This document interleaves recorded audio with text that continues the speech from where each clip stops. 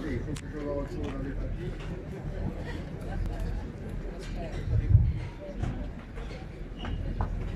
Voilà, d'abord c'est pour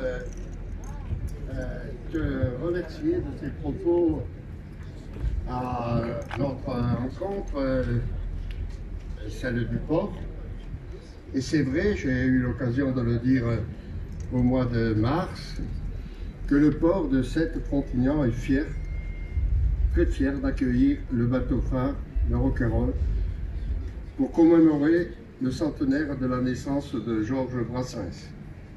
Et je peux te dire que le port, c'est à la fois, comme tu l'as dit, un port régional, c'est avec le soutien de la présidente de la région, comme tu l'as dit, et le soutien aussi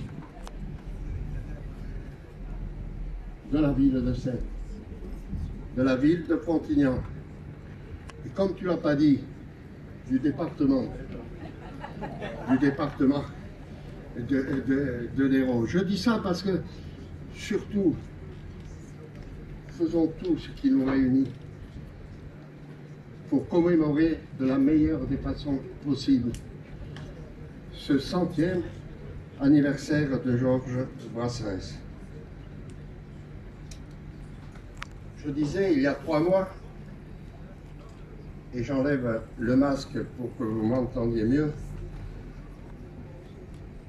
combien, avec Olivier Carmès, ici présent, notre directeur général et notre président, nous sommes engagés et entendions poursuivre pour que le port de Sète-Frontignan valorise le patrimoine culturel de notre territoire. Et vous pensez bien, tu l'as dit aussi, mon cher François, que Georges Brassens et son amour de ce territoire ne pouvait échapper à notre détermination. Bien sûr parce que c'est notre territoire, mais aussi, et j'allais dire surtout, parce que son œuvre a une dimension universelle.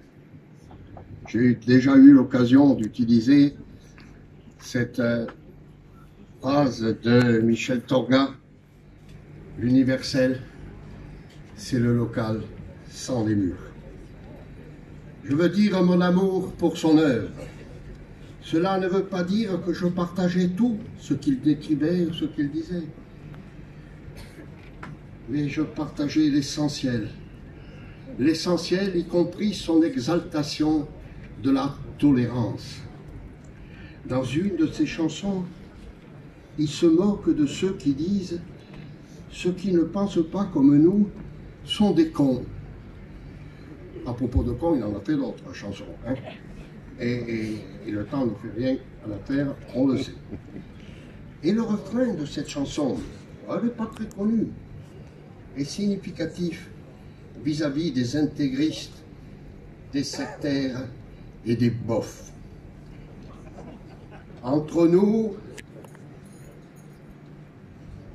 soit dit, bonnes gens, pour reconnaître que l'on n'est pas intelligent, il faut des lettres.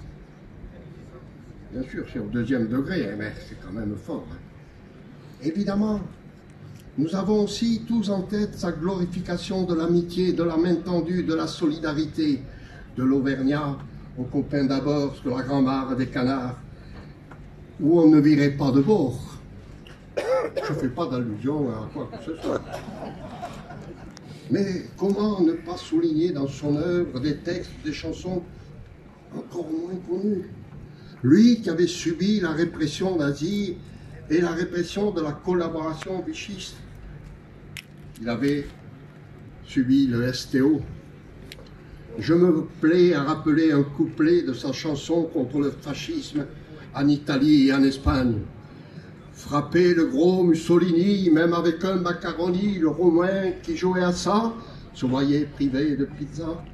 Après la freinte populaire, l'Hidalgo non capitula, qui s'avisant de d'irognette, mourait au son des castagnettes.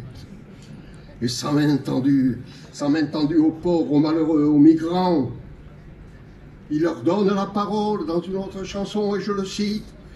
On venait pas les sermonner, tenter de les endoctriner, pas leur prendre leur site, on venait leur dire en passant un bonjour innocent. On venait en visite. Par malchance, ils n'ont pas voulu de notre amitié superflue, que rien ne nécessite. Il en a refermé nos mains, il en a rebroussé chemin et suspendu la visite. Je termine sur son refus des préjugés et déjà sur son avis concernant la peine de mort. C'est le sceptique, Georges Brassens, qui refuse et qui doute. Même dans la chanson qui n'a jamais été interprétée, repondue dans ce sens-là, le gorille, que nous chantions quand nous avions 14 ans au lycée Henri IV à Béziers. Dans le gorille et la chute, vous vous en souvenez peut-être, parlant du juge, comme l'homme auquel le jour même il avait fait trancher le cou. Et dans une autre de ses chansons, il chante le bagne, l'échafaud, entre autres exécutoires, et l'efficacité de la peine de mort, le criminel saisi dans un expiatoire qui bat sa coupe pour les de remords. Je ne crois pas un mot à toutes ces histoires, disait Georges Brassens. Je veux dire à sa famille, qui je crois est ici présente, à tous les Sétois, vous pouvez être fiers de Georges Brassens, et ensemble, portons-le au nu. Merci.